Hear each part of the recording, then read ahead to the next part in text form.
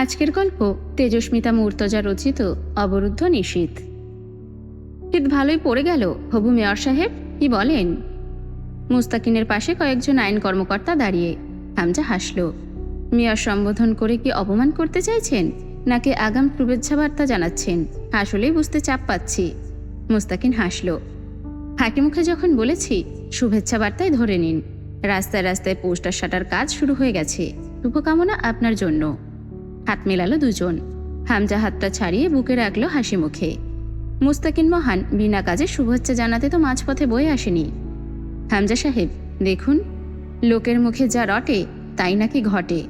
যদিও এসব কথার কথা, তবুও লোকের এত জোরালো সন্দেহ কেন আপনাদের ওপর? এ ব্যাপারে আগেও কথা হয়েছে, তবুও বারবার আসল বিষয়টা এসে এখানেই ঠেকে যাচ্ছে।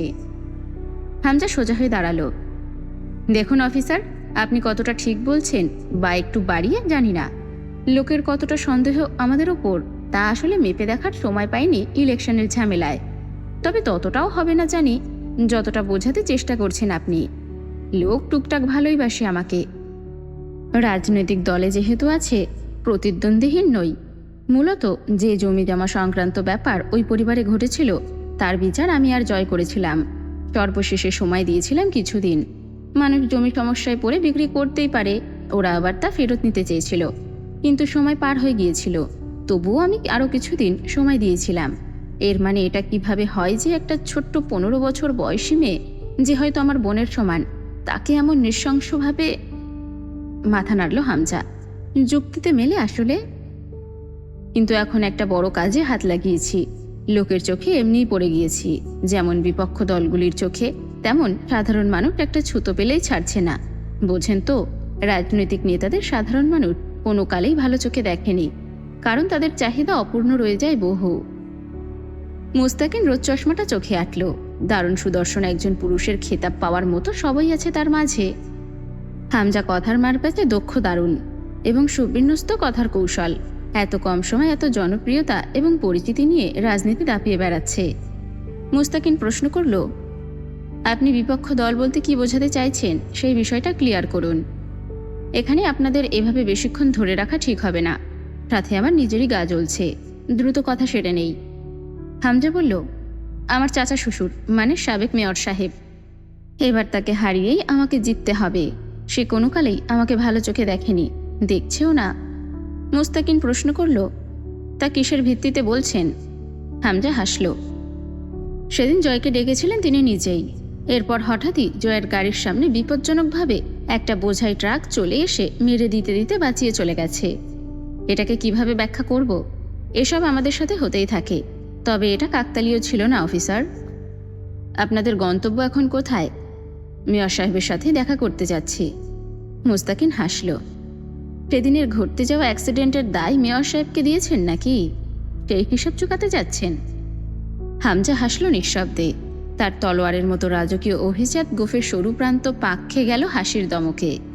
মুস্তাকিন আবারও বলল, আচ্ছা, পরে টরে একবার কার্যালয়ে আসুন। এখানে এই রোদে গা পুড়িয়ে কথা জমছে না। অনেক তথ্যের প্রয়োজন। মানছি এখন আপনারা ব্যস্ত, তবে একটু সময় করে আসুন। চলি। হাত মিলিয়ে গাড়িতে ওঠার সময় জয়কে বলল মুস্তাকিন, গিয়ে আবার মেয়র সাহেবকে খুনঠুন করে আসবেন না যেন। জয় নিজস্ব ভঙ্গিমায় ঠোঁট একপাশে হাসি হাসল। আমাদের আগে আপনিই দেখছি শিওর সেদিনের কাজটা মেয়র করেছে। খাড়া দুপুর, বাংলায় অগ্রহায়ণ মাস পড়ে গেছে। ঠান্ডা গরমের কাটাকাটি চলছে। জয় গাড়ি থেকে নামলো। হামজা বেরিয়ে গেছে ফোন কানে ধরে। সামনে দোতলা বাড়ি। কবির জয়কে জিজ্ঞাসা করল, আমি কি যাব ভেতরে? জয় ঘাড় ঘুরিয়ে তাকালো। আমার বিয়ের বরযাত্রী হয়ে এসেছ শালা? আমার সাথে গিয়ে আস্ত মুরগির প্লেটের সামনে বসবি তাড়াহুড়ো করে? হামজা ফোনে কথা সেরে এসে দাঁড়ালো। জয় খ্যাক খ্যাক করে উঠল, তোমার ফোন না ঘন্টা? বালটা সারাদিন খালি বাজতেই থাকে। ঝন্টু সাহেবের বাড়িতে আলাদা বৈঠকখানা নেই। চাচা শ্বশুরের বাড়ি ছাড়াও মেয়রের বাড়িতে 2 ঘাঘুর যাতায়াত আগে পরেই আছে। বসার রুমে বসেই রাজনৈতিক আলোচনা সারেন মেয়র কামারুজ্জন ঝন্টু। এখন আর ওনার সাথে ওনার সহকারী নেই। ওরা এসেছে এই ভর দুপুরে অসময়ে। বাজার করার লোক জানিয়ে গেল, বসুন আপনারা, বাবু আসতেছে। জয় বলল, যা পারেন না তা মারাতে হবে কেন? ভদ্র বাংলার পেছন মারছে। হামজা শক্ত মুখে তাকিয়ে বলল, তোর খাপছাড়া মুখে লাগাম দে জয়, নয়তো একটা থাপ্পড় মারবো, দুটো দাঁত পড়ে যাবে সামনের পাটি থেকে। ব্যাপার না, তবে তাতে তোমার 1000 ভোট কমে যাবে। তুই একাই 1000 ভোট মারবি? আমার বাচ্চারা মারবে। এখন আবার জিজ্ঞাসা করো না এত ছোট বয়সে কতগুলো কেমনে জন্মাইছি। আসলে সবই ক্যাপাসিটির ব্যাপার। বড় ভাই হই আমি তোর। জয় অবাক হলো। ও, জানতামই না। আগে বলেননি কেন সাহেব? আপনি আমার ভাই, অথচ পরিচয়ই ছিল না। এই সুখ আমি কেমনে সইব? ঝন্টু সাহেব নিচে নামলেন। মেয়র সাহেব জিজ্ঞাসা করলেন, কি খাবে তোমরা? জয় ফোন থেকে চোখ তুলে বলল, চা পানি খাওয়ার হলে দুপুরে আসতাম না মেয়র কাকা। দুপুরের ভোজে কি কি আছে সেটা বলুন। মেয়র সাহেব হাসলেন। খারাপ নেই, পছন্দ হবে তোমাদের। খেলে তো ভালোই, এরকম আন্তরিকভাবে খেতে চাই কয়জন? আলোচনার ক্লাইম্যাক্স ভালো হলে খেয়েই যাব। এখন চা কফি মার্কা সস্তা খাবার রাখুন। মেয়র বললেন, শুরু করো। আপনি বসে যান। আমাদের পরিবার থেকে কেউ মেয়র পদপ্রার্থী হয়ে নির্বাচন করছে এবার, জানেন তো? মেয়র হেসে ফেললেন। কেন, ভয় পাচ্ছ নাকি? আমি বিরোধী দলে থাকলে তোমাদের পরিবারে ভোট পড়বে না। হামজা হাসল। ভয়? ভয় নয়, আমার ছেলেরা আপনার সাথে হাঙ্গামা করবে কাকা। আমি সুষ্ঠু নির্বাচন চাইছি, তাই আপনি বসে গেলে ঝামেলা থেকে বেঁচে গেলেন। প্রফিট আপনার, অ্যাডভাইস আমার। মেয়র বললেন, রাজনীতিতে এতগুলো বছর কাটিয়েছি, হাঙ্গামার সাথে পরিচিত না হই। বেশি দিন বরং ঝামেলা না হলেই খুব মিস করি ঝুট ঝামেলাকে। তো এভাবে কি টপ প্রার্থীকে হাঙ্গামা থেকে রক্ষা করতে বাড়ি বাড়ি গিয়ে অনুরোধ করে আসবে? তোমার মতো এমন শুভাকাঙ্ক্ষী বিরোধী কয়জনের কপালে জুটছে রাজনৈতিক জীবনে? অনুরোধ করছি, হাসলো হামজা। কাকা, আমি শুধু ছাত্রলীগ করে যে জনতা আর ফ্রেন্ড জুটিয়েছি, আপনি 5 বছর মেয়র থেকে কেন আরো 10 বছর সময় নিলেও তার একাংশ নিজে করতে পারবেন না। আচ্ছা, ক্ষমতাধারী হয়ে গেছো তাহলে? তো সেই হিসেবে এখন তুমি ক্ষমতার জোরে প্রতিদ্বন্দ্বীহীন নির্বাচন করতে চাও? ওহো, তাহলে সেই জিতকে জেতা বলা চলবে নাকি? আমি শুধু আপনাকে বসতে বলছি। তুমি বললে আমি বসে গেলাম? ভয় পেয়েছি খুব তোমাকে জামাই আব্বা, নাটকীয়তা সুরে বললেন মেয়র। স্বাভাবিক স্বরে হামজা দিল জবাব, কিন্তু আমি তো আপনাকে ভয় পেয়ে বসতে বলিনি। ভালোভাবে বুঝে শুনে বসে পড়ুন, বুঝলে আপনি আপনা থেকেই বসে যাবেন অবশ্য। কি বুঝবো আমি? কত কিছুই তো রয়ে গেছে বোঝার। মেয়র সাহেব শান্ত স্বরে বললেন, এমন কি বোঝার রয়েছে যার জন্য নির্দিষ্ট করে শুধু আমাকেই বসে যেতে হবে, এবং সেটা তোমার বলাতে? আমাকে দুর্বল আর নিজেকে বেশি পাওয়ারফুল ভেবো না। ঝড় কিন্তু আগে পাওয়ার হাউসকেই ড্যামেজ করে বাপ। হাসলেন মেয়র সাহেব কথাটা বলে। হামজা হাসি মুখে বলল, আপনি বসে না গেলে বিশাল তামাশা খাড়া হবে কাকা, যেটা এমনিতেও আপনার নির্বাচন ডাউন করবে। মেয়র সাহেব প্রত্যুত্তরে বললেন, তামাশা আমরা না করতে শিখে রাজনীতিতে 28 বছর কাটায়নি, এটা ভুলে যাচ্ছ কেন পাগল ছেলে? তুমি তো সেদিনের ছেলে। যা হোক, বলো কেন বসতে হবে আমাকে? আমি চাইছি তাই, এটুকুই যথেষ্ট। আপনি আমার প্রতিপক্ষ বলে বলছি, এমনটা ভাবাটা কেমন উদ্ভট হয়ে যাবে না? নির্বাচন কেমন হওয়া চাই জানেন? 1000 কয়েক প্রার্থীর ভিড়ে আমি জিতে বসে থাকবো এমন। ইনফ্যাক্ট আমি আপনাকে আর নির্বাচন করতে দেব না, ব্যাস। এজন্য আপনি বসে যাবেন, এর চেয়ে বড় কারণ দরকার নেই আর। স্বাভাবিকভাবে জানতে চাইলেন মেয়র সাহেব। না চাওয়ার কারণ? হামজা চুপচাপ কিছুক্ষণ মেঝের দিকে চেয়ে থেকে ঠোঁট কামড়ালো। এরপর বলল, এই যেমন সেদিন আপনি জয়কে ডাকলেন কথা বলার জন্য, এরপর নিজেই আবার বোঝাই ট্রাক করে পাঠালেন জয়ের গাড়ি বিশতে। এতে উদ্দেশ্যটা কি? আপনি ডেকে আপনি কেন জয়কে মারবেন? এই প্রশ্ন উঠবে মার্ডারের পেছনে। আপনি সন্দেহের তালিকা থেকে মুক্ত হবেন, জয় টপকে যাবে। ছ্যা, 1000 বছরের পুরনো টেকনিক। সেজন্য আমি বলি, রাজনীতি তরুণ জননেতাদের জন্য। বয়স বাড়ার সাথে সাথে মানুষের এসব মায়ের প্যাচের জগৎ থেকে অবসর নেওয়া উচিত। এরকম মূর্খ খেলায় মজতে আমি লজ্জা পেয়েছি জানেন। আমার প্রতিপক্ষ এত কাঁচা হলে কি করে চলবে? মেয়র সাহেব শুধু চেয়ে রইলেন হামজার দিকে সুচালো চোখে। হামজা জিজ্ঞেস করল, কেন মারতে চেয়েছেন জয়কে? মেয়র সাহেব চাপা স্বরে বললেন, জয় নিঃসন্দেহে ছাত্রনেতা হিসেবে খুব দায়িত্বশীল ভাইস প্রেসিডেন্ট, অথচ তলে তলে কুকীর্তির অভাব রাখে না সে। তা তো আর অজানা নয় আমার। তবুও কোনোদিন তোমার গিট্টু খুলতে যায়নি সোসাইটিতে। বাচ্চা মানুষ তুমি, দাপট করে বেড়াচ্ছ, বেড়াও, একাই ঝরে যাবে দিন গেলে। কিন্তু এবার জয় কি করলো? একটা মেয়েকে খেয়ে দিয়ে ভোগে পাঠিয়ে দিয়েছে।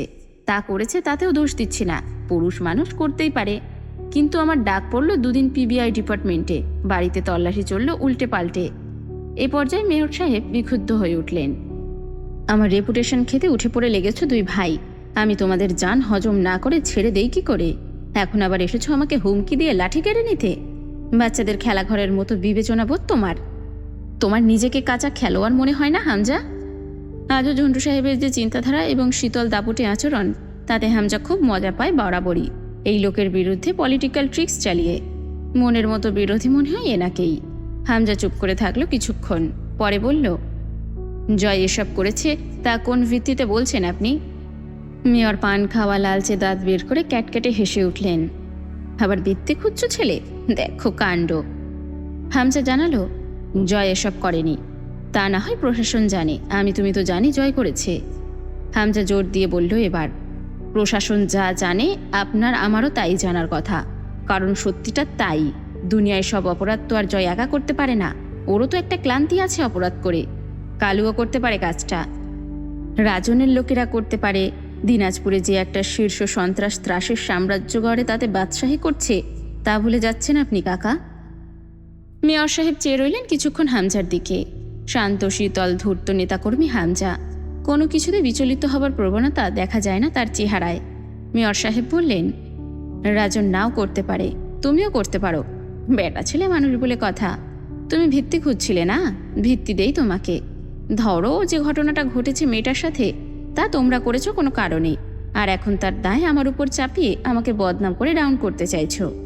দুটো নিশানা একটা তীর, হতে পারে নাকি এরকম? আমাকে বসিয়ে মেয়র হবে পাটুয়ারি বাড়ির কেউ, এটাই তো বলতে এসেছো। যখন দেখলে নির্বাচন খুব কাছে এসে গেছে, প্রতীক বের হয়ে গিয়েছে, আমাকে জেলে পোড়া হলো না, তীর লাগলো না আমার গায়ে, তোমরা তিন বাপ বেটাই জন্মের ফাঁসা ফেসে গেছো। আর বাড়ি চলে এসেছে বাড়ির ছেলে দুটো। কথা শেষ করে সোফায় গা এলিয়ে বসলেন ঝন্টু সাহেব। হামজা ডানে বায়ে ঘাড় ঘুরিয়ে গম্ভীর স্বরে বলল, বেশি বুঝছেন আপনি কাকা, জয় কিছুই করেনি। আমি যা কামিয়েছি এই লাইনে, এবার চাইলে সংসদ নির্বাচন করলে সংসদের একটা সিট আমার ঘাড়ে পড়ে যেত নির্ভেজাল ভাবে। তবে এত তাড়াতাড়ি লাভ দিয়ে কলা খাওয়ার নয় আমার। মোরফার এবার নির্বাচন করছেন না আপনি, সোজা কথা। ধরে নিন এটা আপনার পাওনা শাস্তি, অথবা আমার জোর। হতে পারে সেই জোরের জেরে শুধুই আমার ইচ্ছে। আপনার শাস্তি এই যে, প্রতীক বের হবার পরে আপনি নিজে গিয়ে নির্বাচন অফিসে নিজের নামটা কেটে আসবেন লাল কালিতে। ভোট কেন্দ্রে আপনার নাম এবং প্রতীকের কোনো রকম ব্যালট পেপার থাকবে না। আপনি যা করেছেন তা তো ভারী পড়বেই আপনার ওপর। ও চিন্তা তুমি করো না বাপ, আমি তার ভার বয়ে নেব। জয় এতক্ষণে হেসে ফেলল। একটু বেশি ভার কাকা, আপনার শক্তিতে নাও কুলাতে পারে। এই বয়সে ঘাড় বেঁকে গেলে মুশকিল, মেরুদণ্ডের হাড় ভেঙে গুঁড়ো হবার চান্সও আছে। তাই নাকি? জয় ফোনটা হাতের মধ্যে ঘোরাতে ঘোরাতে বলল, আপনার ইটবালুর বিশাল ব্যবসা আছে না? কার নামে চলে যেন? আপনার বউ থুকু চাচির নামে নাকি মেয়ে? ঝিরি এন্টারপ্রাইজ। ঝিরি কার নাম কাকা? মেয়র সাহেব ভ্রু কুচকালেন। জয় ফোনের স্ক্রিনটা ঘুরিয়ে ধরল। সেখানে দেখা যাচ্ছে লণ্ডভণ্ড অবস্থায় সন্ধ্যার আকাশের নিচে গাড়ির ফ্রন্ট গ্লাস ভেদ করে খুব কাঁপাকাঁপির সাথে তোলা এক ভিডিও। কয়েক সেকেন্ড পর তার অ্যাঙ্গেল চলে গেল গাড়ির ভেতর থেকে জানালা দিয়ে হাত বাড়িয়ে পেছন দিকের দৃশ্যকে শ্যুট করা কোনো এক ভিডিও ফুটেজ, যেখানে স্পষ্ট দেখা যাচ্ছে যে ট্রাকটা এতক্ষণে এই গাড়ির সামনে ছিল। তা গাড়িটাকে পাশ কাটিয়ে এখন চলে গেছে। ট্রাকের পেছনে বেশ বড় করে রং দিয়ে লেখা ঝিরি এন্টারপ্রাইজ। ভিডিওটা তৈরি হয়ে গিয়েছিল জয়ের ফোনের ব্যাক ক্যামেরাতে সেদিন, যখন সে কোভিডের ভ্যাটকানো ছবি তুলতে ক্যামেরা অন করেছিল। ঝন্টু সাহেবের মুখভঙ্গিমা দেখে বোঝা গেল না তিনি কি করবেন। খুব খাঁটি রাজনীতিবিদ, বহু বছরের চলাচল এই পথে তার। দুজন বেরিয়ে এলো বাড়ি থেকে।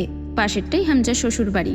জয় খোঁচা মারল, যাও শ্বশুর বাড়ি, মধুর হাড়ি ভেঙে পেট ফুলিয়ে এসো।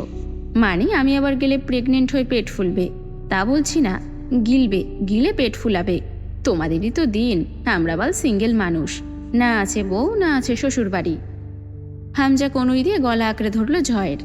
রাস্তার মাঝেই দুজনের কুস্তি বেঁধে গেল একচোট। কবির একটু দূরে দাঁড়িয়ে খালি হাসে। জয় একসময় নিজেকে ছাড়িয়ে হাঁপায়। তোমার ওই পাণ্ডবের মতো হাত দিয়ে আমার গলা চাপলে রুহ ব্যথায় না হোক বিরক্তিতে বেরিয়ে আসবে। এই গায়ে ডিমিও কিছু মারো না, স্যাঁ কি গন্ধ, ভাবি কাছে আসে তোমার। হামজা আবার তেড়ে গেল রাস্তার ওপরেই। জয় ছেড়ে দৌড়, সাথে গালাগাল দিচ্ছে। একটু দূরে গিয়ে ঢুকে দাঁড়িয়ে হাঁটুতে হাত রেখে দম ফেলে বলল, তুমি থানায় না কোথাও যাবে? যাও, আমাকে এখন আর পাবে না। কবির, চলে আয়, আমরা আজ পিকনিক করব। রাতে ব্যাডমিন্টন ম্যাচ আছে আমার। ভালো হ, আগলা জ্ঞান দিতে আসবেন না, কানে ব্যথা হয় আমার। সকাল 7টার বাস। আমজাদ সাহেব, রাবেয়া এবং অন্তু সিট খুঁজে ওদের বসিয়ে দিয়ে পাশের দোকান থেকে একটা পানির বোতল কিনতে নামলেন। অন্তু আর রাবেয়া পাশাপাশি সিটে বসেছেন। আমজাদ সাহেবের সিটটা আলাদা, কিন্তু দেখা গেল সেখানে এক সিটে একটি মহিলার জায়গা। অন্তু উঠে দাঁড়ালো। আব্বু, তুমি আমার পাশে বসো, আমি ওই আন্টির কাছে বসছি। আমজাদ সাহেব একটু ভাবলেন, পরে গিয়ে বসলেন রাবেয়ার পাশে। অন্তুকে বললেন, অসুবিধা হলে ডাকতে।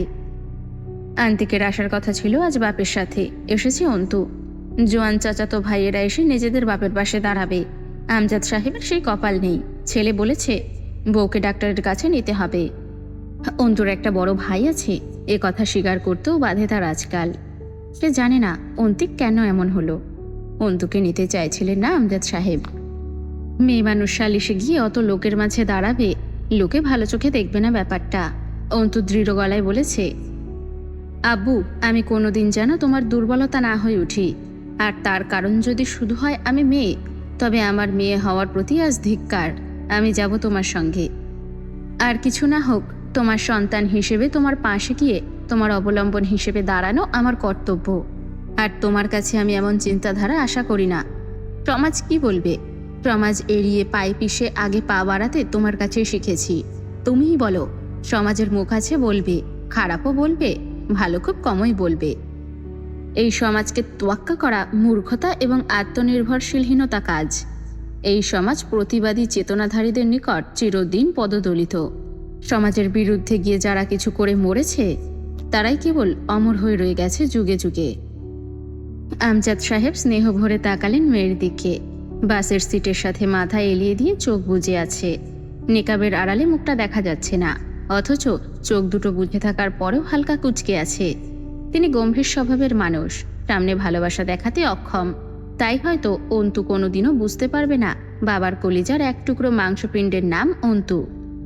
কুড়িগ্রাম পৌঁছতে প্রায় বেলা খাড়া হলো। গ্রামের রাস্তাঘাট পেরিয়ে হেঁটে আসার সময় অন্তুর খুব ছোটবেলার কথা মনে পড়েছিল। আব্বুর হাত ধরে আন্তিকার সে আসতো দাদুর বাড়িতে। রাস্তায় হাঁটতে হাঁটতে আব্বুকে পাশ কাটিয়ে ওর চুলের ঝুঁটিতে টান মেরে আবার অপর পাশে হাঁটা শুরু করত। অন্তু চিৎকার করলে আন্তিক আব্বুকে বলতো, এই প্যাপুকে কোথা থেকে তুলে এনেছো আব্বু? সারা দিন খালি ম্যা ম্যা করে। কিছু হয়েছে ওর? কোনো সমস্যা নেই, তবুও ক্যাঁ ক্যাঁ করে উঠছে। যেখান থেকে এনেছিলে সেখানেই ফেলে দিয়ে আসবে। আমার আবার এসব প্যাপু লাগবে না, শুধু শুধু ভাগ বসাতে এসেছে। অন্তু আরো জোরে চেঁচাতে থাকলে আন্তিক হেসে লুটোলুটি খেত রাস্তার মাঝে। সেসব দিন ফুরিয়েছে, কিন্তু ফুরনোটা কি খুব জরুরি ছিল? সম্পর্কে যখন এত মায়া, তবে সেই সম্পর্কের সমীকরণের মান ধ্রুব নয় কেন? জীবনের মোড়ে মোড়ে বদলে যায় কেন? আজ অন্তু একা একপাশে আব্বুর কাঁধে কাঁধ মিলিয়ে হাঁটছে, অপর পাশে আন্তিকের থাকার কথা ছিল, নেই। সেই রাস্তা আছে, আব্বু আছে, অন্তু আছে, আন্তিক কেন বদলেছে? অন্তুর মেজ ফুপুর বাড়ি দাদাবাড়ির পাশে। এই ফুপুকে দাদাভাই নাকি বেশি ভালোবাসতেন, এজন্য নিজের ভাতিজার সঙ্গে বিয়ে দিয়ে কাছেই রেখেছিলেন। তার বাড়িতেই দুপুরবেলা খেলো 3 জন। বোনকে ডাকলেন আমজাদ সাহেব। মাজেদা, তোর কি মনে হয় ওই জায়গা আমার প্রাপ্য না? এটা আসলে কোনো যুক্তি যে আমি এখানে থাকি না বলে জায়গা পাবো না? জায়গা পরিষ্কার না হলে ক্রেতা জায়গা কিনবে না। ঋণে ভরে আছি, লোকজন দুবেলা বাড়ি বয়ে আসছে। মেজ ভাই এত মূর্খ আর স্বার্থপর হলো কবে? মাজেদা দুঃখ প্রকাশ করলেন। ছিল নাই বা কবে? আমি আর কি কইতাম ভাই, আমার মেয়েটারে খোঁজার সাথে বিয়ে দিছে। পুকুরটায় মাছ চাষ করে খায়, আমার কোনো অধিকার নাই সেইখানে। আমি নিজে মরতেছি এই দুঃখে, তোরে আর কি কই? মেজো ভাইয়ের ধর্ম ইমান নাই। অন্ত শুনল, কিছু বলল না। তার মাথায় আব্বর শুকনো অস্থির মুখখানা চক্রাকারে আবর্তন করছে। সালিশ বসলো আছরের নামাজের পর। সেখানে আফজাল সাহেব পুঁথি তুলে আনলেন সেই মোঘল আমলের। কবে আমজাদ এখান থেকে চলে গিয়েছিল, আর আসেনি। তার জমি চাষবাস করে সে ঠিকঠাক রেখেছেন। দিনাজপুরের জমি পেয়েছে, সেখানে থাকছে, আবার এখানে ভাগ নিতে আসবে কেন? অন্তু বেশিক্ষণ চুপ থাকতে পারল না। অন্তু রুখে দাঁড়ালো। মাতব্বর মশাইকে বলল, চাচা যান, আমার দুটো কথা আছে। এখন এটা বলবেন না, আমি ছোট মানুষ, মেয়ে মানুষ। বড় এবং পুরুষ যখন সস্তা আলাপ জুড়েছে এখানে, তখন ছোট এবং মেয়ে লোককে তো দাঁড়াতেই হবে সঠিক কথা বলতে। এরপর আর কেউ অবশ্য কিছু বললেন না। অথচ বিরূপ দৃষ্টি আটকে রইল কিছু কিছু ভাইরাস টাইপের মানুষগুলোর। অন্তু চাচাকে বলল, আপনি খুব যুক্তিসঙ্গত কথা বলেছেন কাকা। আবু এখানে থাকে না, সুতরাং এখানকার জায়গা তার প্রাপ্য নয়। সেই সূত্রানুসারে আপনিও দিনাজপুর থাকেন না। ওখানে আপনার যে পুকুর হিসেবে জায়গা পড়ে আছে, ওটা আপনার পাওয়া নয়। উত্তম বিচার। এক কাজ করুন, আগামীকাল কোর্টে চলুন। আপনার ওই জায়গা আব্বুর নামে এবং আব্বুর এই জায়গা আপনার নামে রেজিস্টার করার দুটো দলিলে দুজন সই করবেন এবং তা স্বয়ং আমি তত্ত্বাবধায়ক হিসেবে করাবো। কোনো গরমিল হবে না, আমাকে বিশ্বাস করতে পারেন। তো এই কথাই রইল কাকা, কাল কোর্টে আসুন। সকলে একদম থ মেরে গেল। খেপে উঠে দাঁড়ালেন আফজাল সাহেব। সরাইয়া দাঁত ফেলাইয়া দিমু, বেয়াদ্দব মেয়ে লোক। তোর মতো কুলাঙ্গার মাইয়া জন্ম দিয়া আবার এই পাড়ায় জমি নিতে আইছে তোর বাপ। এক ঘরে করতো এই সমস্ত তোর মতো মাইয়ারে এই পাড়ায়। অন্তু হেসে ফেলল। জি জি, কেন নয়? এই পাড়ার এই সুবিচারের ভয়েই তো এই পাড়ায় আসি না জীবনে। অতি উত্তম বিচার হয় এই এলাকাতে, আর এমন সুসমাজে আমার মতো মেয়ে থাকলে প্রতিক্ষণে তামাশা হবে। এই জন্যই দূরে আছি, লেখাপড়া করছি, ভালোই চলছে। আজ আব্বুর বাপের ওয়ারিশ সূত্রে পাওনা জায়গা বিনা নোটিশে আপনার হয়ে গেছে। এত চমৎকার বিচার যে এলাকায় হয়, সেই এলাকায় পা রাখার যোগ্যতা আমার নেই। সেই যোগ্যতা অর্জন করতে অনেক নিচে নামতে হবে কাকা। অত নিচে আমি নামতে পারবো না। এই বিচার দেখতে আসবো এই পাড়ায়, সাহস আছে নাকি আমার? অন্তর মুখে নেকাবের আড়ালে শুধু গাঢ় চোখ দুটো স্পষ্ট দৃষ্টিগোচর হচ্ছে। সেই চোখে প্রতিবাদ, সেই চোখের তারায় তারায় সম্যবাদ। আফজাল সাহেব অনেক রকমের বাহানা করলেন, এটা ওটা তুলে নিজের কীর্তন গাইতে লাগলেন, কিন্তু কাটিয়ে দিল অন্তু। এক বুড়ো মাতব্বর গোষ্ঠীর লোক আমজাদ সাহেবকে বললেন, ও আমজাদ, মাইয়ারে উকিল বানাইলেও তো পারো গো। মাইয়ায় তো সুন্দর ভালো কথা কইতে পারে দেখতাছি। মাইয়াডারে পড়াও, বহুদূর যাইবে হে। আমজাদ সাহেব হাসলেন। দোয়া করবেন চাচা, সেই আশাই আছি। শেষ অবধি মুখে মুখে একটা ফয়সালা এলো। আফজাল সাহেবের গোয়ালের যে অংশ আমজাদ সাহেবের জায়গায় চড়ে গিয়েছে, সেটুকু ভেঙে জায়গা বের করে দিতে হবে। এবং যেহেতু গোয়াল ইট পাথরেরও গড়া নয় ওই অংশ, সুতরাং যত সম্ভব জলদি ভেঙে ঝামেলা মিটিয়ে দিতে হবে, যাতে আমজাদ সাহেব দ্রুত বিক্রি অথবা যা খুশি করতে পারেন। অন্তু সন্তুষ্ট হতে পারল না। মুখের এই কথা ঘুরে যেতে চোখের পলকও ঠিকমতো ফেলতে হবে না। কোনো ডকুমেন্ট, স্ট্যাম্প পেপার ছাড়া এই কথাগুলো কত আনা সুষ্ঠুভাবে মানবে তার কাকা, সে ব্যাপারে যথেষ্ট সন্দেহই রয়ে গেল। মার্জিয়ার চাচা বাড়ির লোক সকল আসছে। মার্জিয়া রান্না করছে যত্ন করে। রাবিয়াও টুকটাক উৎসাহী, অন্তুকে বুঝিয়েছেন দেখতে এলেই বিয়ে হয় না। তাছাড়া কুটুমও। আমজাদ সাহেব বাজার গেছেন হালকা পাতলা দই মিষ্টির ব্যবস্থা করতে।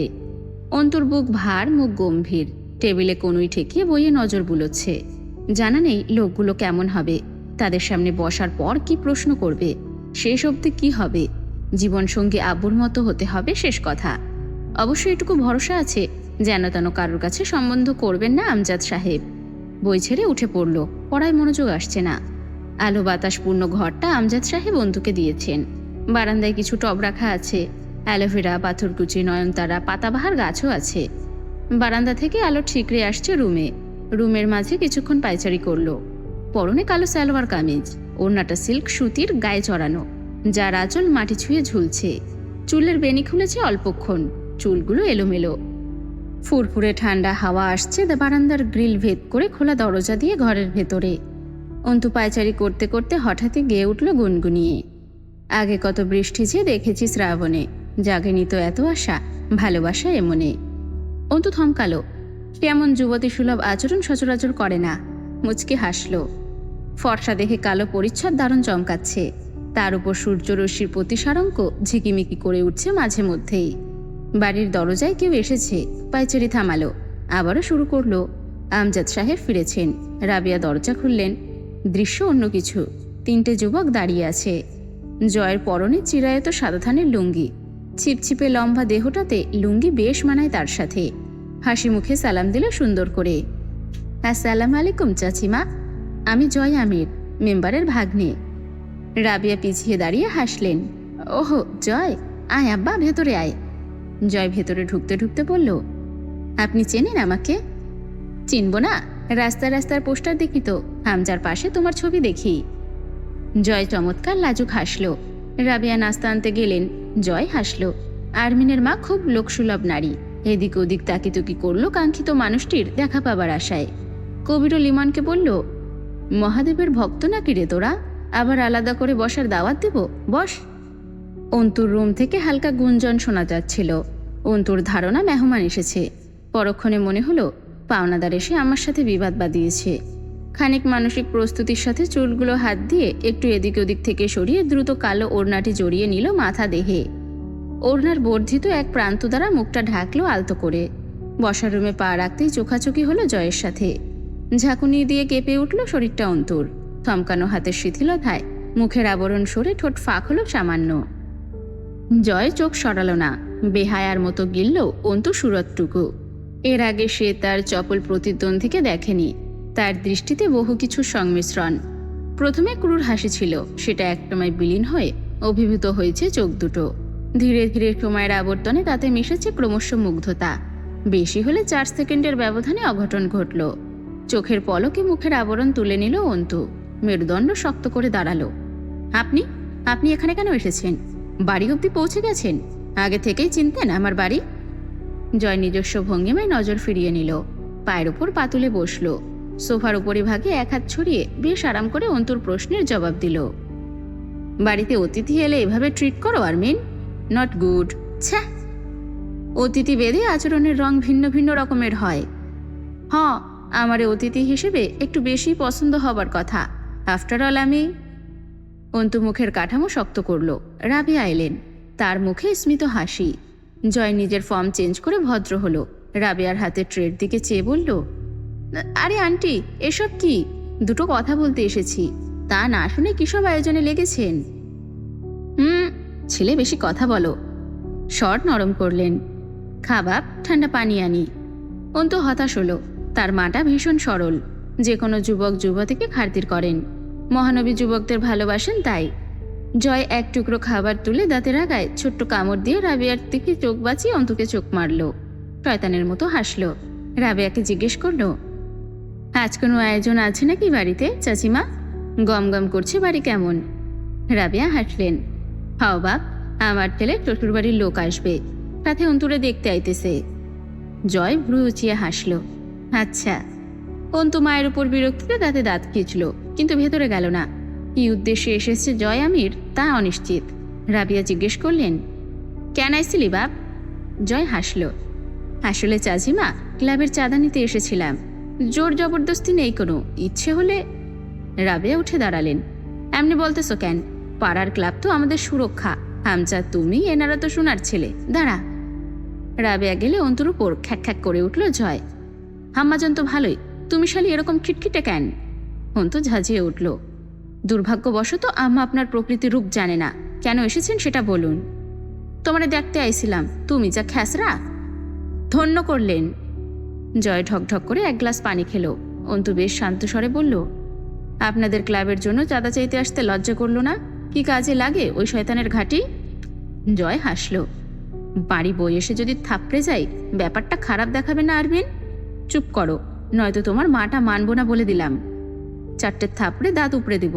বাড়ি অবধি যখন চলে এসেছি, তোমার টুটি চেপে ধরে দম আটকে মারতে কতক্ষণ? অন্তু চুপ রইল। সে ভয় পাচ্ছে না এমন নয়। জয়ের মতো উগ্র ছাত্র নেতাদের ভয় পাওয়াই তো নিয়ম। ওরা জঙ্গলি। জয় মুখ ভ্যাংচায়। আজ নাকি বলি দেওয়া হবে তোমার? তা কোন মনসুদ আসতেছে দেখতে?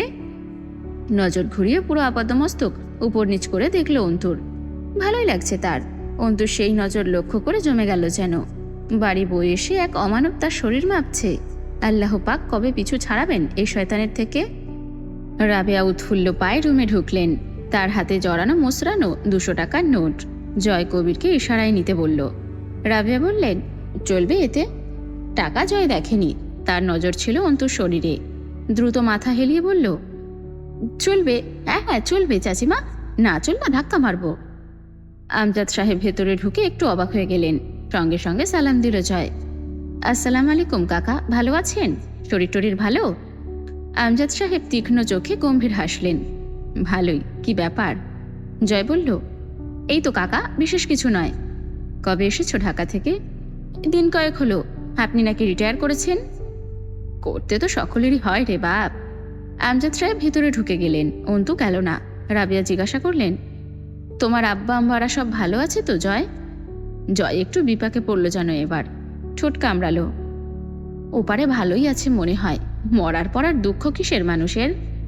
আটকে উঠলেন রাবেয়া। সে কি, কেউ নেই? জয় জবাব দিল না। অন্তু এই প্রথম জয়ের মুখটা কিঞ্চিত শুকনো দেখল। প্রথমবার রসিক জয়কে গম্ভীর দেখালো। রাবেয়ার মায়া হলো তাগড়া ছেলের অমন নীরব অপরাগ মুখ দেখে। সস্নেহে কাছে গিয়ে বসে চুলে হাত বুলালেন। একা থাকো বাড়িতে? জয় মাথা নাড়ালো। মামার কাছে থাকি।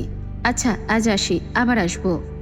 রাবেয়া বলল, আবার আসবে, মাঝে মধ্যেই আসবে কিন্তু। জয় ফলে ফেলল, আচ্ছা আম্মা, চাচি আম্মা। ভুলেই বলল অথবা ইচ্ছে করে, বোঝা গেল না। আম্মা বললে পাপ হবে নাকি? বলতে মন চাইলে বলবে। যাওয়ার উদ্দেশ্যে পা বাড়িয়ে ফিরে তাকালো অন্তুর দিকে। ঠোঁটের কোণে বাজে হাসি। অন্তু চোখ নামিয়ে নিল, বুকে অস্থিরতা, আতঙ্ক। জয় বেরোনোর সময় সেদিন পাড়ার দুটো মহিলা ঢুকেছিল অন্তুদের বাড়িতে। জয়সহ কবির, লিমনকে ঘুরে ঘুরে দেখছিল তারা। অন্তুর ভয় হলো, বাঁকা নজর, বাঁকা চিন্তাধারা মহিলাদের। না জানি কোথায় গড়াই এই নীরব দৃষ্টি। বাইরে বেরিয়ে রোদ চশমা চোখে লাগালো। বাইরে রোদ। কবির বলল, ভাই, আমাদের ক্লাবের চাঁদার জন্য তো আগে এইদিকে আসা হয়নি। তাতে কি, গতকালের পিকনিক আজ আছে, সেই জন্য টাকা নিলেন।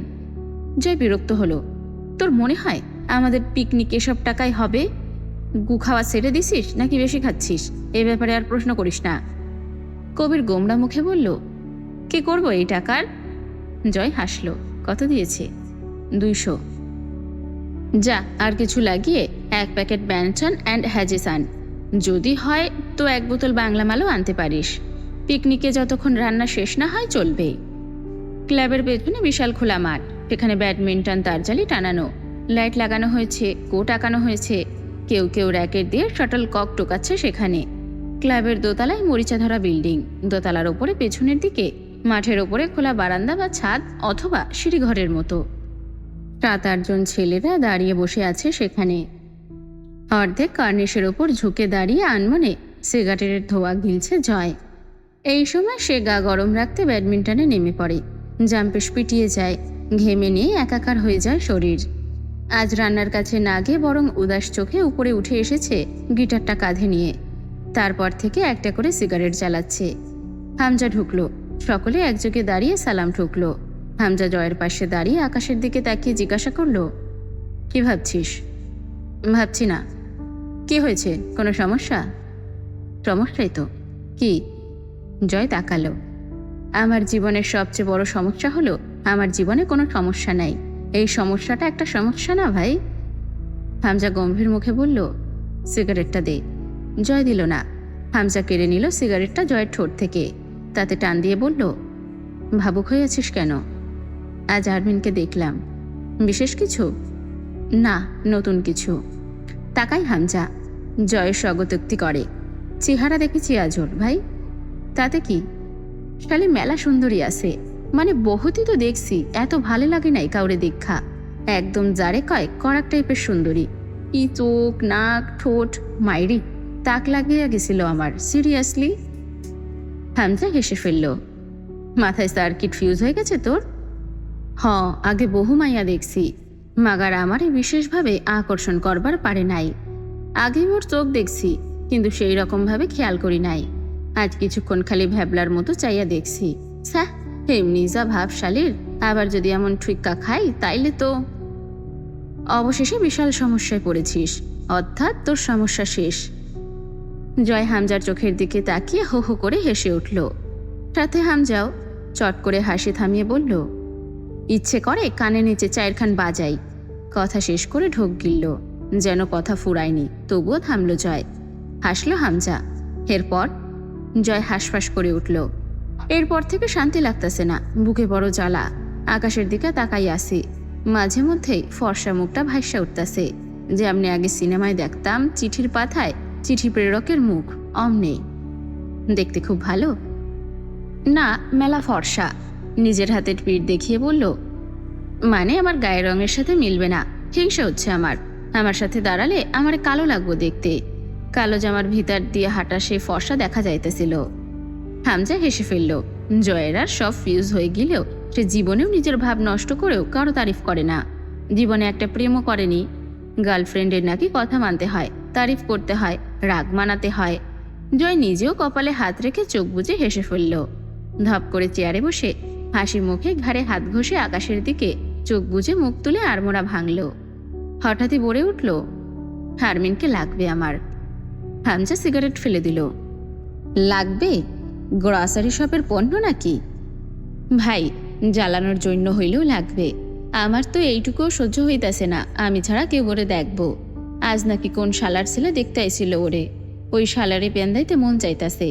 এই শালা কবির আর লিমনও দেখছে। এই শালা, তোরা তাকাইছিস ক্যা? চোখ সংযত রাখতে পারিস না শালা? পুরুষের মূল গুণ হইল চোখের পর্দা করা, টিলবিল করে না। কবির জিজ্ঞেস করলো ইতস্তত করে, ভাই, আপনি কি মাইয়ার প্রেমে পড়ছেন? গলা কাঁপাইয়া হাসল জয়। অত্যাধিক মাত্রার প্রেম। এই প্রেমের খাতিরে ওই তেংড়িরে কোরবানি করতেও রাজি আছি রে কইবার। সিঁড়ি দিয়ে নামতে নামতে বলল, ওসব আমার সিলেবাসে নাই। হ্যাঁ, প্রেম হচ্ছে একটা কমিটমেন্ট, মানে আটকে থাকা। জয় আমির কোথাও কখনো কমিটেড হতে পারে না। ওসব হুদাইদের কামকাজ, মেয়েবাজি আলাদা বিষয়, কিন্তু ওসব কাব্যিক প্রেম প্রীতি আমার সিস্টেমে নাই। ছোটলোকি কারবার। নেমে গেল গিটারটা কাঁধে করে খোলা ছাদ থেকে। হামজা নেমে এলো জয়ের পিছু পিছু। বেশ ঠান্ডা পড়েছে। একটা স্লিভলেস শার্ট গায়ে জয়ের, কালো জ্যাকেটটা ঝুলছে কাঁধের ওপর। বেশ কিছুক্ষণ একটানা র্যাকেট পিটালো। গা ঘেমে প্যাচপ্যাচে হয়ে উঠল। চিৎকার করলো মিউজিক বক্সের পাশে বসে থাকা ছেলের ওপর, গানের সাউন্ড বাড়া। ভাত খাও না শালা দুপুরে? এনার্জি ড্রিঙ্ক কিনে এনে দেই একখান। ধুমধারাকা গান বাজছে। জয় একধারে র্যাকেট পিটিয়ে গেল। টার্টেল কর্ক সামনে আছে তো গায়ের সমস্ত জোর দিয়ে পিটিয়ে যাচ্ছে। একবারও মাটিতে পড়ার সুযোগ দিল না। এমনভাবে দাঁত খিচে খিচে পিটিয়ে আঘাত করছে যেন কোনো চাপা ক্ষোভ ঝাড়ছে ওই পেটানোতে। ক্লান্ত হয়ে এসে ভেজা ঘাসের ওপর শুয়ে পড়ল। এই পথ আগেরই মতন, ঠিক তেমনই আছে। এই রাত সেই রাতের কত কথা বলে। চলে যাওয়ার বিষাদ সুর এখনো হৃদয়ে বাজে। তারপরেও কেন যেন এখানেই ফিরে আসে, সব ভুলে গিয়ে আবার হারাতে চাই। তারপরেরটুকু আর গাইল না। আবার নতুন সুর তুলল গিটারে। এবারে ঝাঁঝালো সুর উঠছে। ছেলেরা বিমোহিতের মতো ঢুলছে তার তালে তালে। জয়ের প্রাণোচ্ছল চঞ্চলতা ক্লাবের ছেলেদের প্রাণশক্তি যোগায়। ওরা নেশাক্ত এক একটা জয়ের ওপর। জয়ের গানের গলা অদ্ভুত সুন্দর, কেমন এক গা ছমছমে মাথায় কেঁপে ওঠা গলাটা। যখন সে গলা ছেড়ে ব্যান্ড পার্টির মতো মাথা নাড়িয়ে পাগলের মতো গান গায়, জয় আবার গাইল, তুমি কি দেখেছ কভু জীবনের পরাজয়? দুঃখের দহনে করুণ রোদন, তিলে তিলে তার ক্ষয়। সকলে বিমোহিতের মতো চেয়ে রয় জয়ের বোঝা দুই চোখের পানে। গলা ছেড়ে মনের গভীর থেকে গান গাইছে। একমাত্র বোধহয় গান গাওয়ার সময় জয় মনের গভীরে ডুব দেয়। অন্যথায় তাকে কখনো সিরিয়াস বা ইমোশনাল হতে দেখা যায় না। অথচ এই গিটার তার বহিঃপ্রকাশ, অল্প একটু সত্যতা আর পরম স্নেহের ধন। আবারও অন্য সুর তুলে গলা বাজিয়ে চেঁচিয়ে গাইল, খাজার নামে পাগল হইয়া ঘুরি আমি আজমির গিয়ারে। এত করে ডাকলাম তারে, তবু দেখা পাইলাম না। ওরে পাগল ছাড়া দুনিয়া চলে না। ওরে মন, পাগল ছাড়া দুনিয়া চলে না। রান্নার কাজে এসব দেখাশোনায় খুব পটু। নিজের একার তদারকিতে ক্লাবের শত শত ছেলেকে পালছে, যারা ওর পাপ দেখে না। হাতাটা হাতে নিয়ে মাংসে নাড়া দিয়ে গলা ছাড়ল, তুই পাগল, তোর মন পাগল, পাগল পাগল করিস না। পাগল ছাড়া দুনিয়া চলে না। হামজা ফোনে কথা বলছিল, দেখে মনে হয় সহ্য হলো না। দৌড়ে গিয়ে হামজার কাঁধে ওঠার চেষ্টা করলো। হামজা তাল হারিয়ে পড়ে যেতে নিয়ে আবারও ফোন টোন রেখে মাঠের ওপরেই তেড়ে গেল জয়ের দিকে।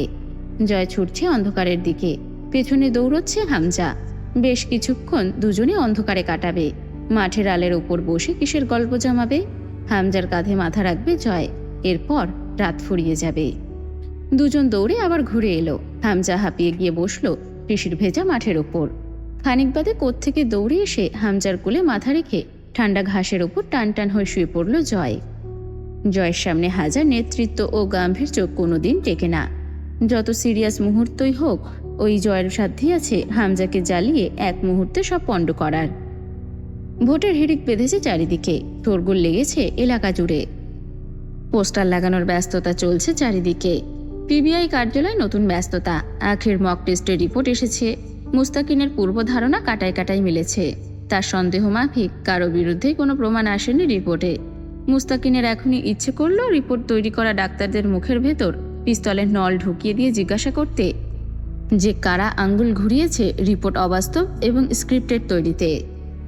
বেশ কিছুক্ষণ রিপোর্ট দেখে সেটা ছুঁড়ে ফেলার মতো টেবিলে ছুঁড়ে ফেলল।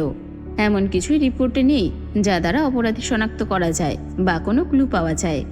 পুরো নিরপেক্ষ একটা রিপোর্ট, যেখানে শুধু প্রকাশ পেয়েছে আখিকে মারা হয়েছে কিভাবে, তার দেহে কি কি ক্ষতি সাধিত হয়েছে, লাশ আখির বাড়িতে পাঠানো হয়েছে। এখন আর ওদের বাড়িতে গিয়ে বিশদ জিজ্ঞাসাবাদ ছাড়া এই কেস টানার এনাদের কোনো ওয়ে রইল না। মুস্তাকিন বেরিয়ে এলো নিজের কেবিন থেকে। বাইরে কিছু কাজবাজ রয়েছে। বোরকায় আবৃত একটা মেয়ে এগিয়ে আসছে কার্যালয়ের ভেতরে। দাঁড়ালো মুস্তাকিন, ভ্রুগুচকে চেয়ে রইল। মেয়েটাকে চোখে পরিচিত লাগছে। ভার্সিটির চত্বরে দাঁড়িয়ে থাকতে দেখেছিল, ধাক্কাও খেয়েছিল তার সঙ্গে এই মেয়েটাই। দুপুর 2টোর মতো বাজে। শীতের রোদ বাইরে। মেয়েটা এসে দাঁড়ালো মুস্তাকিনের সামনে। তার চোখে কোনো ইতস্তত ভাব নেই, দৃঢ় চোখের চাহনি, আত্মবিশ্বাস ভরপুর তাতে। মাহবুব এগিয়ে এসে জিজ্ঞাসা করল, ম্যাডাম, কোনো প্রয়োজনে এসেছেন? কিছু বলতে চান? মেয়েটা মাথা নাড়ল। মাহবুব বলল, জি, কার সঙ্গে কথা বলতে চান? মেয়েটা মুস্তাকিনের দিকে তাকিয়ে বলল, আপনি কি কিছুটা সময় দিতে পারবেন? মুস্তাকিন ভ্রু জড়িয়ে মেয়েটাকে দেখে হাত ঘড়িতে সময় দেখল। তারা বসলো বাইরের একটি ডেস্কে। চেয়ারে বসে টেবিলের ওপর হাত রেখে 2 হাত একত্র করে কয়েক সেকেন্ড দেখল মেয়েটাকে মুস্তাকিন। এরপর বলল, জি বলুন, কি বলতে চান? কণ্ঠস্বর ভারী, কৌতূহলী। আমি মাহেজাবিন আরমিন অন্তু, দানেশ বিশ্ববিদ্যালয়ের ছাত্রী। জি, চিনতে পেরেছি, কিন্তু আপনাকে কোন নামে সম্বোধন করা যায়? লোকে আরমিন অথবা অন্তু ডাকে। আমি কোন নামটা বেছে নেব? আপনার ইচ্ছে মতো। মুস্তাকিন এবার সোজা হয়ে বসল। তো মিস আর মিসেস অন্তু, কি বলতে চান? মিস। মুস্তাকিন ঘাড় কাত করল। অন্তু বলল, আপনাদের টিম রিসেন্ট যে কেসে কাজ করছে সে ব্যাপারে কথা বলার ছিল। মুস্তাকিন সন্তর্পণে কপাল জড়ালো। আপনি কিছু জানেন? কি বলতে চান এ ব্যাপারে? আপনারা কতদূর পৌঁছেছেন? মুস্তাকিন মাথা নাড়ল। দুঃখিত, জনতাকে আমাদের তদন্তের ব্যাপারে এভাবে তথ্য দিতে পারি না। তা দিতে পারেন না, তবে তা না জানলে আমি গতিবিধি বুঝব কি করে? জহুরি চোখে তাকালো মুস্তাকিন। আপনি কিসের গতিবিধির কথা বলছেন? কি জানেন? খোলসা করুন, বুঝতে পারছি না। লাশ আসার পর আখিদের বাড়িতে গিয়েছিলেন? না, যাইনি। অন্তু বলল, আমি ওখান থেকেই আসছি। আবারও নতুন করে ঘা জেগে উঠেছে বাড়ির। আপনারা কাউকে সন্দেহ করছেন না? রিপোর্ট কি বলছে? সরাসরি একটা মেয়েকে এভাবে এত দ্বিধাহীন এসব প্রশ্ন বলতে শুনে একটু অপ্রস্তুত বোধ করল মুস্তাকিন। কথাগুলো খুব পেশাগতভাবে বলছে অন্তু। মুস্তাকিন চোখ নামিয়ে ভাবুক হয়ে রইল কিছুক্ষণ। এরপর বলল, আপনি ঠিক কি বোঝাতে বা বলতে চাইছেন অন্তু? রিপোর্ট দিয়ে নিশ্চয় তেমন কিছু বের হয়নি, তাই না অফিসার? মুস্তাকিন ভ্রু কুঁচকে ফেলল। অন্তু বলল, আমার প্রথমে জয় এবং হামজার উপর সন্দেহ হয়েছিল। আর এখন হচ্ছে না? হলে কেন হয়েছিল, আর না হলে কেন হচ্ছে না? অন্তু হাসল। ব্যাপারটা অতটাও সহজ সরল নয়, তা আপনিও জানেন অফিসার। এভাবে ধারণার ওপর ভিত্তি করে কেস মিলে যাওয়ার মতো কেস এটা নয়। আপনি কি এটা জানেন কিছুদিন আগে আখির মেজো ভাই সোহান মারা গিয়েছে? মুস্তাকিন জবাব না দিয়ে তাকিয়ে রয় অন্তুর দিকে। অন্তু বলল, এই ব্যাপারটা নিয়ে ঘাপলা কাজ করছিল আমার ভেতরে। আজ তো কিছু জিজ্ঞাসাবাদ করার মতো অবস্থায় নেই ও বাড়ির লোক। তবে আমার মনে হয় সোহানের মৃত্যুটা স্বাভাবিক ছিল না, এখানেও কোনো ব্যাপার আছে। মুস্তাকিন হাত দুটো একত্র করে গুটিয়ে থুতনির কাছে নিয়ে এলো। শার্টের উপর দিয়ে তার বাহুর পেশি ফুলে উঠেছে। কবজিতে ঘড়ি, গলার কাছে শার্টের বোতাম খোলা, হাত গোটানো কোনোই অবধি, বিন্যস্ত পোশাক ও চেহারা।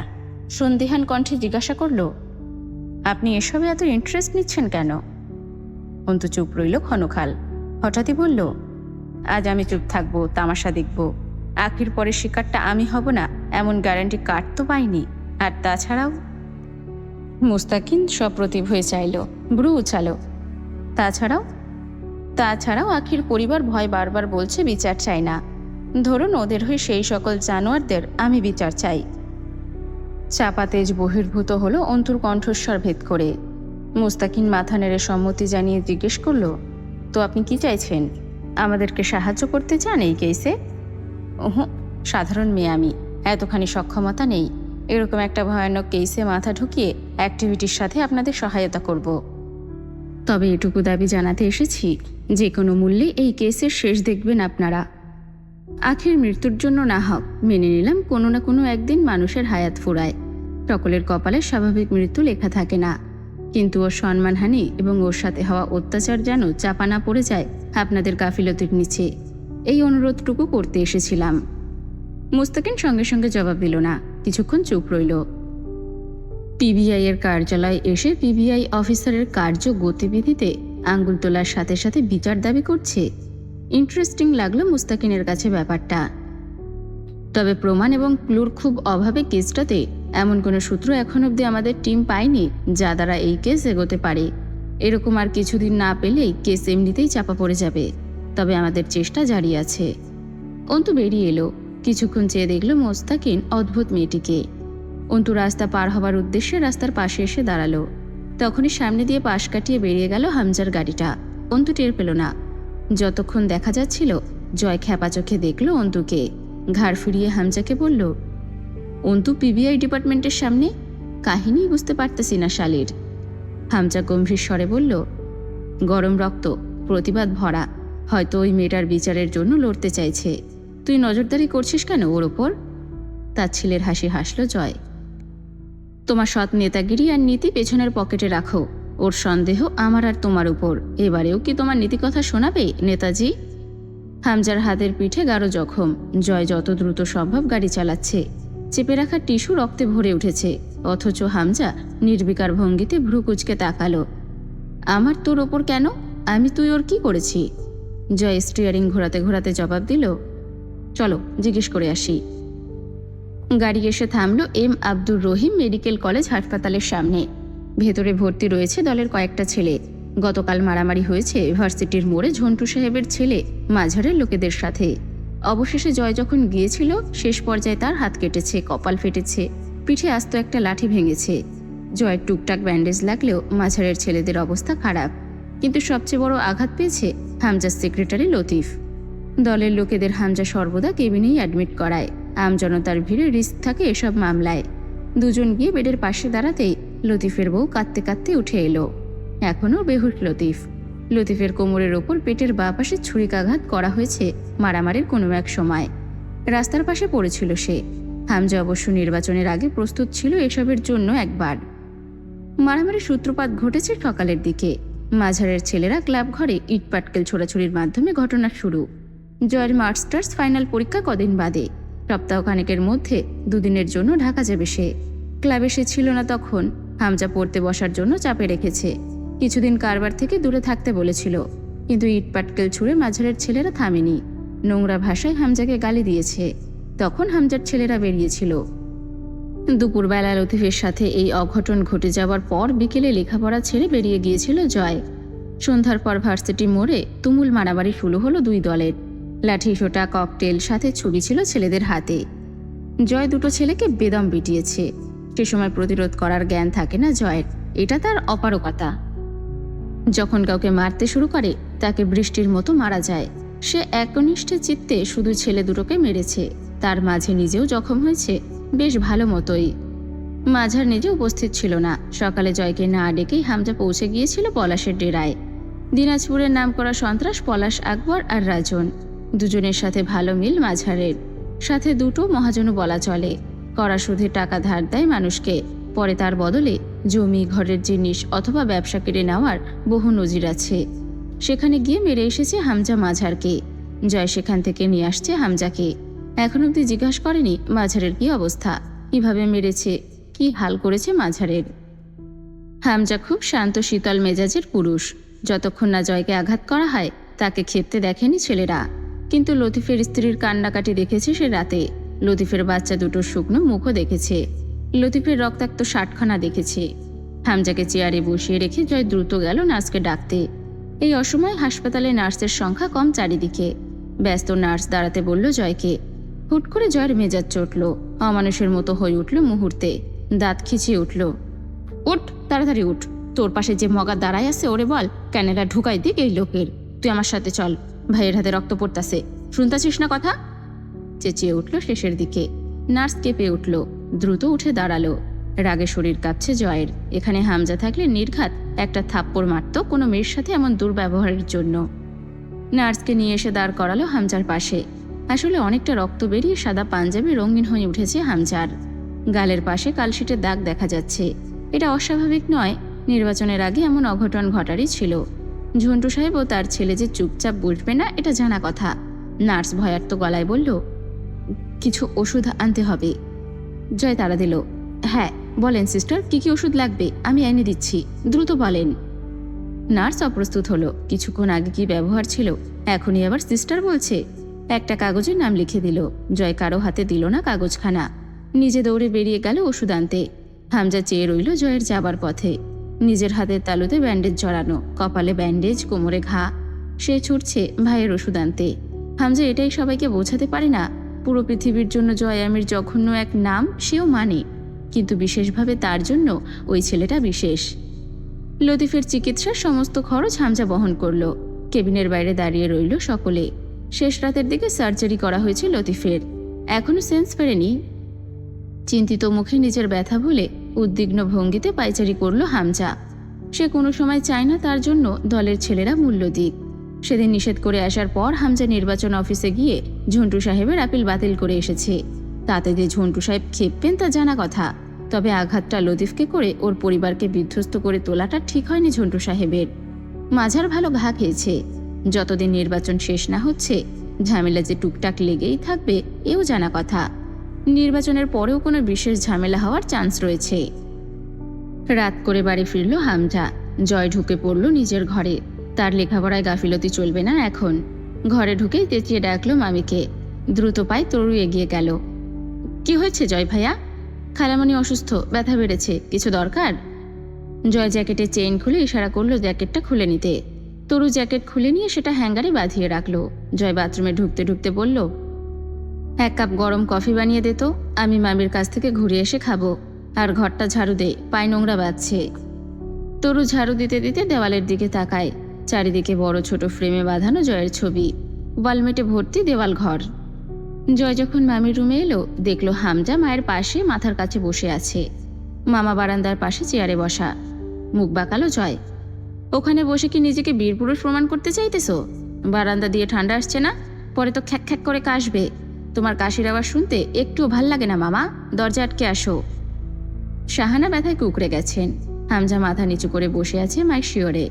জয় বকে উঠল, শালার ডাক্তাররা যদি কষ্টের সময় চিকিৎসা না করতে পারবে তাইলে ডাক্তার ট্যাগ লাগানোর মানে কি? ব্যথা এখন, সার্জারি করবে মাস কয়েক পরে, এইটা কোন চিকিৎসার মধ্যে পড়ে? তুলি জবাব দিল, তুই চুপ থাক, না বুঝে চেঁচাবি না। সব কিছুই তো আর তোর মুখের বকার মতো সহজ না। আগে ওষুধ খাইয়ে ভেতরে একটা সার্জারির মতো পরিবেশ তৈরি করে এরপর সঠিক সময় সার্জারি করবেন ডাক্তাররা। তোর মতো পদার্থবিজ্ঞান পড়ে অপদার্থ হয়নি তারা, ডাক্তার ওরা ভালো বোঝে। জয় দাঁত খিচে বকতে গিয়ে আবার চুপ করলো। এখানে সবার মন খারাপ, এখন চুপ থাকা ভালো মানুষের কাজ।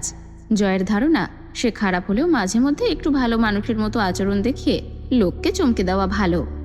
বাইরে বেরিয়ে এলো। বাড়িটা খুব বিষণ্ণ লাগছে। জয়ের ভালো লাগছে না বিষয়টা। কালে গিয়ে কোয়েলকে আনতে হবে।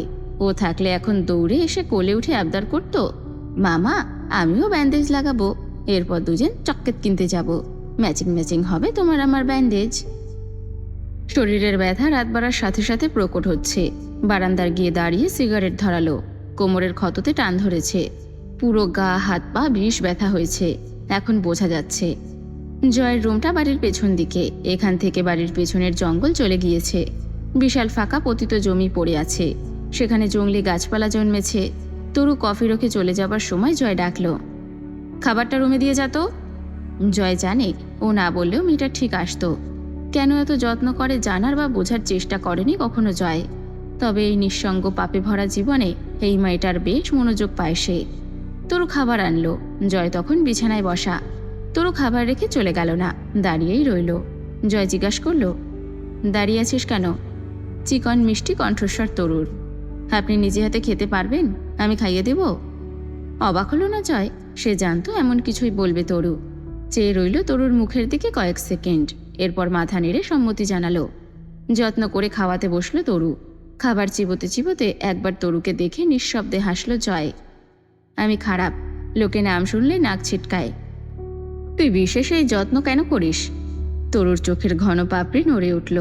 একবার তাকিয়ে চোখ নামিয়ে নিল। আস্তে করে বলল, হা করুন।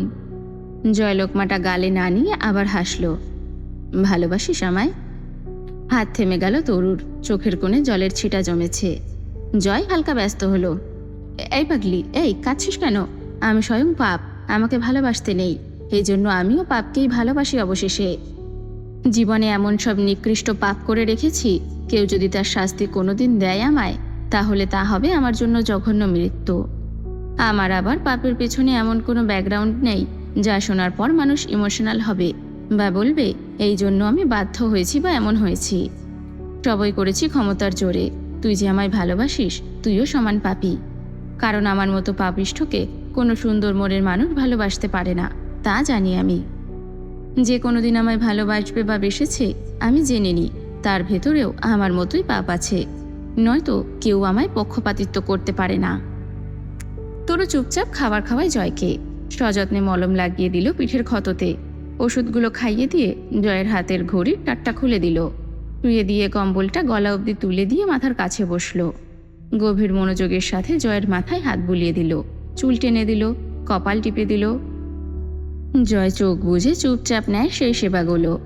এক দৃষ্টে চেয়ে রয় তরু জয়ের মুখের দিকে। খোঁচাদারের গালটা হাত দিয়ে আদর করতে ইচ্ছে করছে। জয়ের নিঃশ্বাস ভারী ভারী পড়তে শুরু করে। বহুদিন এভাবে পাশে শুয়ে পড়েছে সে জয়ের, অথচ সকালে উঠে নিজেকে অক্ষত অবস্থায় দেখে জয়ের প্রতি ভালোবাসা বেড়েছে। একটা তাগড়া পুরুষের পাশে রাত কাটিয়েও যখন বোঝা যায় পুরুষটি হাতও লাগায়নি নারী শরীরে, সেখানে প্রেম জাগার নয়। তরু মানে জয় খারাপ, কিন্তু তার আপেক্ষিকতায় জয়ের খারাপের শিকার হয়নি সে, সুতরাং তার ভালোবাসা জায়েজ। হঠাৎই তরু একটা অকাজ করে বসল, গাঢ় একটা চুমু খেলো জয়ের কপালে। ফিসফিস করে বলল, আপনাকে ভালোবাসা যদি পাপ হয়, আপনাকে ভালোবেসে আমায় যদি পাপী হতে হয়, তো পাপই ঠিক। আমি সেই পাপই করেছি। প্রেমিকা না হই বরং আপনার পাপিষ্ঠা নারীই হয়েছি। তবুও আমি আপনাকে ভালোবেসেছি জয় আমির, এ কথা অনস্বীকার্য, এ কথা চিরধার্য। জয়ের ঠোঁটের এক কোণ প্রসারিত হয়ে উঠল। অবচেতন কানে কথাগুলো শুনে ফেলল জয়। তরু আর বসল না, দৌড়ে বেরিয়ে গেল জয়ের রুম থেকে। সকাল 9টায় হামজার ঘুম ভাঙল জয়ের গলা ভাঙা গানে। হিড়িক বেঁধে গেছে যেন গানের, সেই কোনো সময় বিষণ্ণ থাকে না। সিচুয়েশন যেমনই হোক, অল টাইম চিল, এটা তার স্লোগান। ভেসে আসছে টুংটাং গিটারের সুর আর আধভাঙ্গা গলার তোলা সুর। মনে পড়ে বারবার সময়ের কারবার, রাস্তারা ফেরার হারিয়েছে আজ।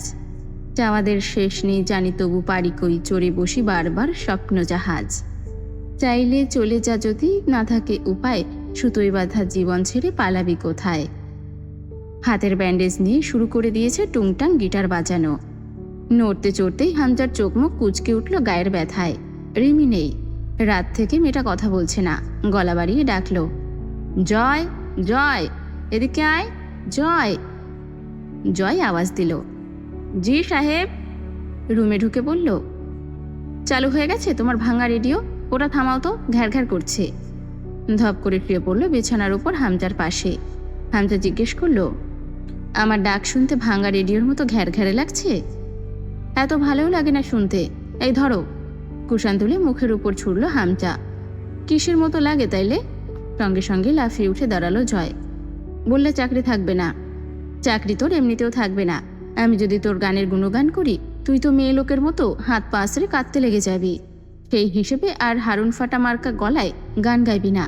বাড়ি থেকে পাছে লাথি মেরে বের করবো তোকে। জয় ভাব নিয়ে 3/4 প্যান্টের পকেটে এক হাত রেখে দাঁড়ালো। তোমার বাপের এই ঘুনে পোকা ধরা ভাঙারি বাড়িতে আমি আছি, শুকরিয়া আদায় করো। বিশাল কামাই করছিস থেকে, যা ভাগ।